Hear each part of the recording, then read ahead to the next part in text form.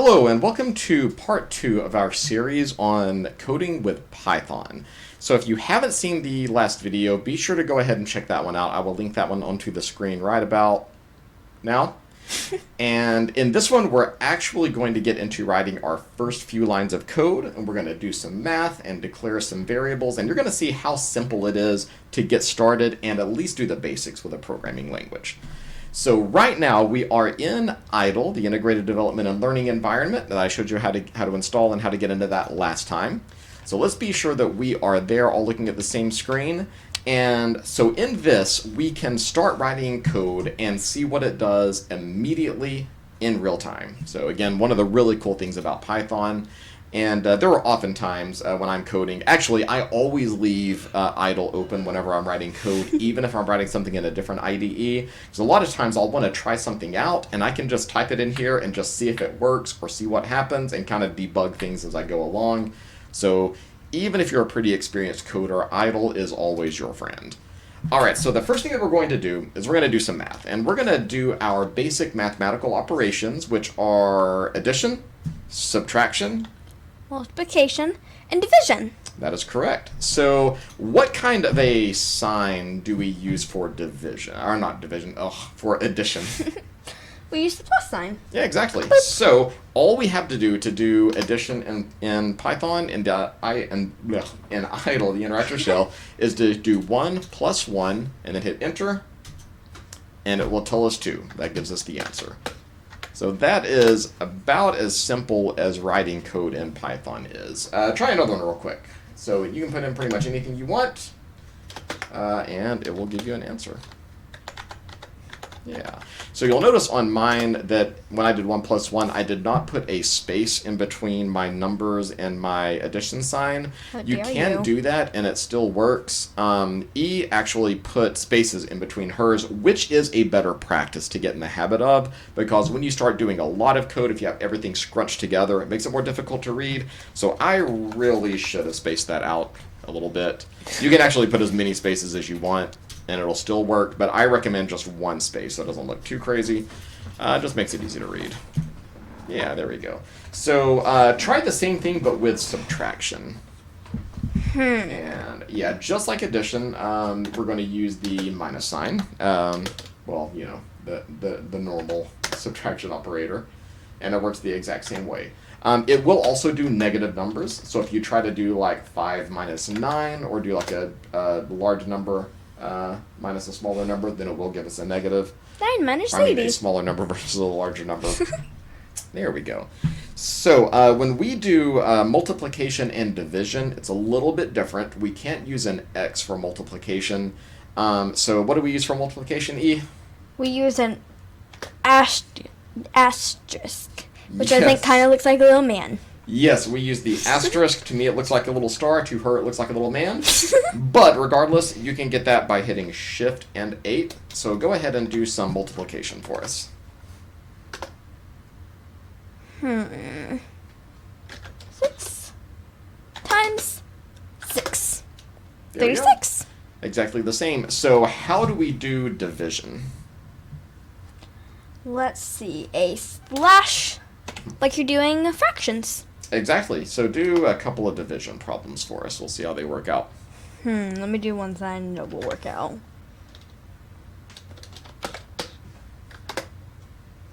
There we go. So you'll notice that whenever we do division, it always gives us a decimal answer, even if our answer is a whole number. It's just something that Python does. We're going to go over more of that in a moment and exactly what that means for us. But for now, 5 and 5.0 mean, for our purposes, mean the exact same thing. So yeah, very, very good. So to do basic math, that's all you need. Just the plus sign, the minus sign, the asterisk for multiplication, and then the slash for division. And if you're using a keyboard with a number pad like mine has, those are actually should be conveniently located around your number pad. So all of those operators are right there next to you, ready to go. Oh, I have slash also. I didn't see that. Yep, that is correct. Everything is all over there on the right. Yeah. And enter. And decimals. Yes. Dang, think on top of this. So one thing to keep in mind as your equations get more and more complex is that Python uses the standard rule for the order of operations, which is PEMDAS left to right. There we go. So what is PEMDAS? What does that mean? Let's see. Parentheses, exponents, multiplication, division, addition, subtraction. Yes, very, very good. Excellent. It took me forever to memorize that. Yeah, me too. So whenever you do longer equations, it will do parentheses first, then it will do exponents. Then, here's where it might get a little bit tricky, and some of us might have remembered this wrong from elementary school, middle school, whenever we did PEMDAS. I don't think we did it until I was in 7th grade. But multiplication and division are considered equal, and then addition and subtraction are considered equal. So it doesn't do multiplication first, then division, and it doesn't do addition, then subtraction. It will always do those from left to right. So for instance, if you have 10... let me see. Yeah, let's do 10 divided by 5 times 3, and I should have spaced those out. It will not do 5 times 3, which is 15, and then 10 divided by 15. It will do 10 divided by 5, which is 2, and then 2 times 3, which will give us 6.0. So just keep that in mind. Parentheses, exponent, multiplication, division, addition, subtraction, but multiplication and division are considered equal, and addition and subtraction are considered equal. If they're equal, it always does them from left to right. So that will also be very important later, so just be sure you keep that in mind, again, as our code gets a little bit more complex. And the next thing that we are going to do in this video is variables. Not really variables, but we're going to start with data types. Databases. So not databases. Or types, yeah. Data types. Databases are different. We will get to those in the future, hopefully. So every single number or anything you use as input in a programming language or in a program belongs to a certain data type. And so far, we have used 2 different data types. Can you tell me what those are, E? Which ones have we used so far? We have used, let's see, a float, technically. Yes, we have. And integer. Yes. So can you tell me what is an integer? An integer is a whole number without a decimal. That is correct. And what is a float? Any number with a decimal, even if it's a 0. That is correct. This is a float. Yes, so whenever you do division, it always gives you a float as an answer. Float is short for floating point. So a float is just a number with a decimal, and an integer is a whole number, no decimal after it. So some programming languages draw a distinction between those, meaning if it expects a float and it gets an integer, then it will break the program. Python doesn't do that. It treats all numbers as more or less the same. So you can intermingle floats and integers without too much of a problem. That usually works out pretty well. What are the other 2 basic variable types, E? String and Boolean. Very good. So what is a string? Just a string of something. Yeah, anything. We usually think of strings as letters or text. They can be numbers, but we can't do math with them. Like if we use numbers in a string variable, it handles them as text, not as numbers.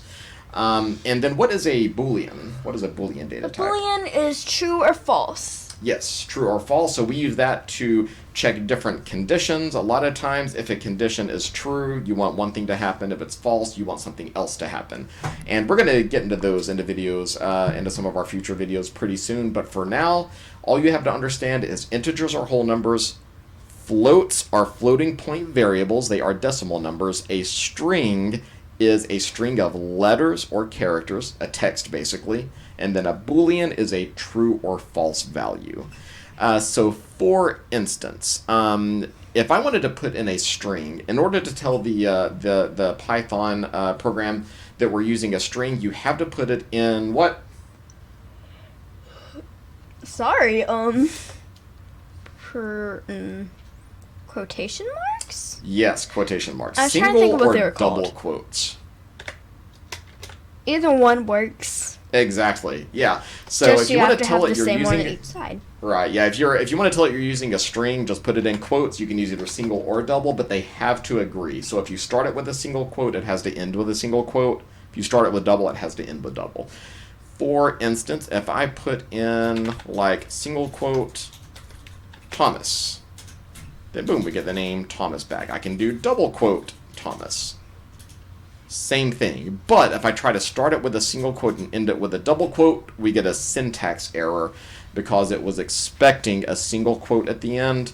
So it did not like that when I started with a single and tried to end it with a double. So I can also do that with numbers. I can put in like 25.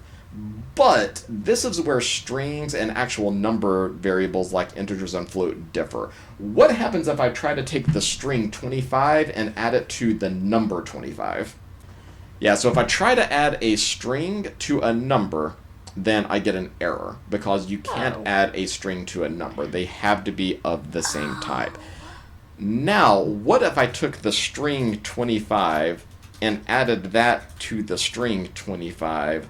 Let's see what that does. 2525. There we go. So now it takes those two strings and just puts them right next to each other. That's actually a very useful technique called concatenation, which is where you combine two strings together. Very, very useful to do, and we're gonna do more of that in the future. We're gonna do that a lot, actually. But yeah, if you add two strings together, it just puts them one after another. Try to add a string to a number, you get an error. We are not allowed to do that. All right, we're going to do one more thing in this video, and that is declaring variables. E, can you tell me what a variable is? Something that can change.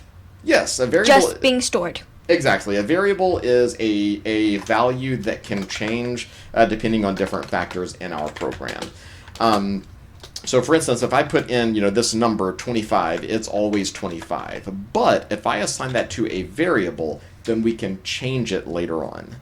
So a lot of programming languages are very unforgiving about variables. For instance, if I try to put a string and assign that to one variable, and then later if I try to change that variable to a number like an integer or a float, it doesn't like that very much.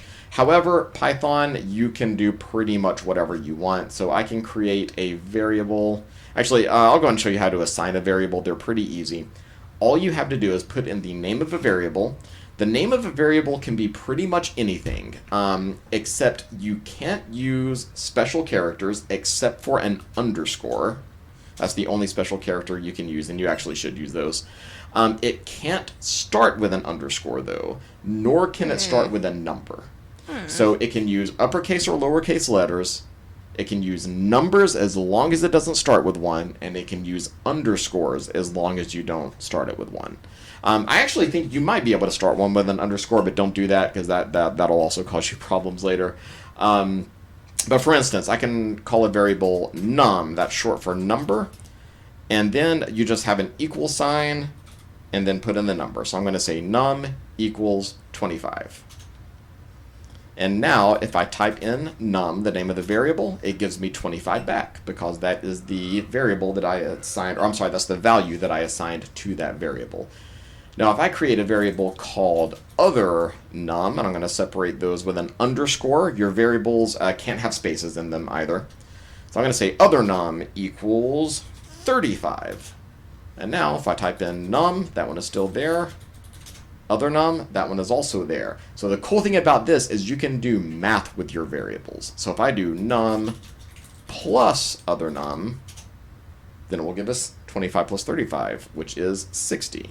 Very, very cool. Try that real quick. Why don't you assign us a couple of variables and do some math? Weird. Let's see. Num1 equals 1. Num2 equals 2. Num1 plus num2. There we go. Exactly the same. And you can do any of the mathematical operations that we did before. You can add, subtract, divide, multiply, whatever you want to do with those, and they will all work. We can also change those assignments. Like, let's try this. So like I said, you can even change the data type. So I can do num equals, and let's change that to 25, but a string. And it works just fine. And it lets us know that it's a string because now it is in single quotes.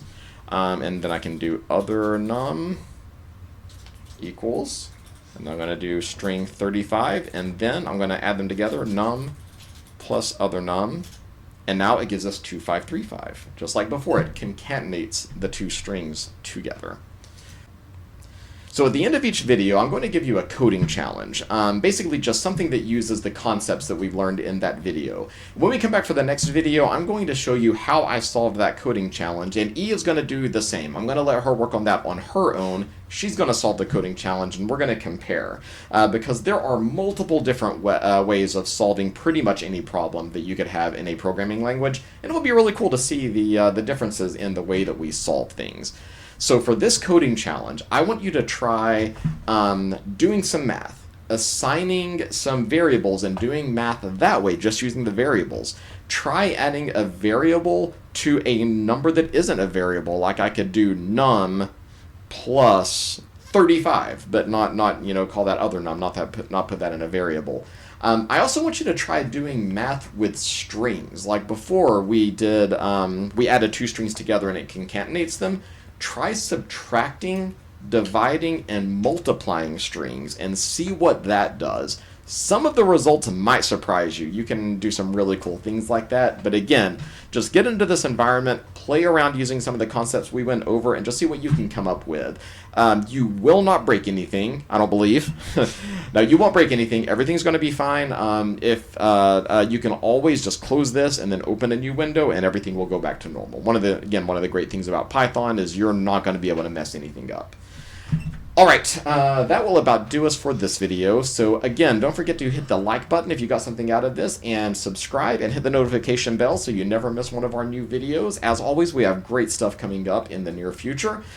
And with that, we will see you in the next one. Bye. Goodbye.